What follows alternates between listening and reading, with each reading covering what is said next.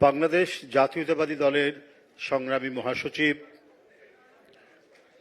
যে সংগ্রাম হয়ে গেছে 15 বছরে, যিনি শক্ত হাতে বাংলাদেশে নেতৃত্ব দিয়েছেন, মির্জা ফখরুল ইসলাম আলমগীর।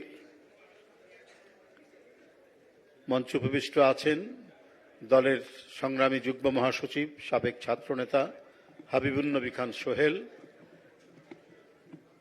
মঞ্চের সামনে বসে আছেন আজকের যে কর্মশালা, সেই কর্মশালার প্যানেল আলোচক বৃন্দ, অতিথিবৃন্দ এবং ঢাকা সহ সারা দেশের থেকে আগত জেলা, থানা, পৌরসভা পর্যায়ের গুরুত্বপূর্ণ নেতৃবৃন্দ, আপনাদের সকলকে আমি শুভেচ্ছা জানাচ্ছি।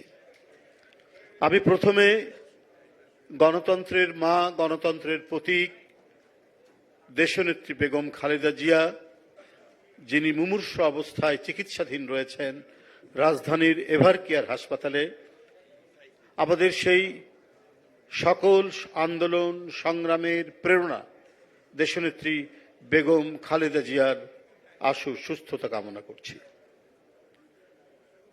এই হেমন্তের সকালে সারা বাংলাদেশ থেকে দলের একটি বিশেষ কর্মসূচি, আমি এই জন্যই বলছি, এটা কোনো রাজনৈতিক আলোচনা বা রাজনৈতিক কর্মসূচি না, এটা একটা কর্মশালার মতো, এটা একটা ক্লাসরুমের মতো। এখানে আমাদের কিছু বিশেষজ্ঞ প্যানেল, অভিজ্ঞ প্যানেল 8টি বিষয়ের উপর তারা বক্তব্য রাখবেন। আমরা সবাই অনেকটা ছাত্রের মতোই সেগুলো নোট নেই, সেটা মানে আপনাদের সবাইকে সেটা নিয়ে মাথার মধ্যে রাখতে হবে এবং রেখে সেগুলোকে জনগণের মধ্যে বলতে হবে, ছড়িয়ে দিতে হবে। যে কথাগুলো দলের ভারপ্রাপ্ত চেয়ারম্যান, দলের নেতৃবৃন্দ বলেছেন যে বিএনপি ক্ষমতায় গেলে যদি জনগণ তাদের শুভেচ্ছায়, সমর্থনে ক্ষমতায় পাঠায়, তাহলে আমাদের অভীষ্ট লক্ষ্য কি হবে, আমরা কি কি করব, যে কথাগুলি বলেছেন সেটাই একটু কনসাইজ আকারে আপনাদের সামনে তারা তুলে ধরবেন। আমার এখানেই বক্তব্য শেষ। একটা কথা শুধু জুড়ে দেই, রাজনৈতিক বক্তৃতার কথা করতে চাচ্ছিলাম না, কিন্তু একটা বিষয় আমাকে খুব মর্মাহত করেছে ভীষণভাবে। রাজশাহী ইউনিভার্সিটির এক শিক্ষক, তিনি বলেছেন যে বেগম রোকেয়া ছিলেন কাফের এবং মুরতাদ।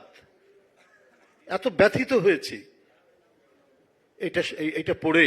এবং তিনি যদি অন্য কোনো ধর্মীয় সাবজেক্টের টিচার হতেন তা এক কথা ছিল, তিনি ফিজিক্সের টিচার, যিনি বিজ্ঞান পড়ান, তিনি এত বিজ্ঞান বিরোধী কথা বলতে পারলেন। একজন মহিষী মহিলা, যে মুসলিম নারী সমাজকে যিনি আলোক দেখিয়েছেন, আলোর পথ দেখিয়েছেন, অগ্রগতির দিকে ধাবিত করেছেন, তার সম্পর্কে ফিজিক্সের একজন শিক্ষক একথা বললেন কি করে?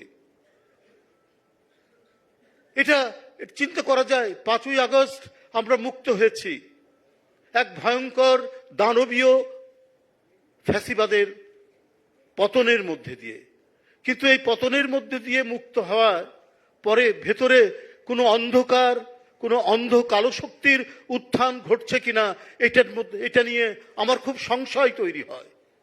না হলে এই ধরনের এক মহিষী মহিলা আজকে এদেশের সমস্ত মানুষ, জনগোষ্ঠী এবং পৃথিবীর যারা বাংলাদেশের ইতিহাস চর্চা করেন, বাংলাদেশ নিয়ে যারা ইতিহাস পড়েছেন, যাকে একটা আলোকবর্তিকা হিসেবে, যাকে একটা বাতিঘর হিসেবে দেখে, এই এক সময়ের এই পশ্চাৎপদ আমাদের নারী সমাজকে যিনি শিক্ষায় এবং ক্ষমতায়নের প্রথম যিনি পথপ্রদর্শক, তাকে ফিজিক্সের একজন শিক্ষক বলছেন কাফের, মুরতাদ।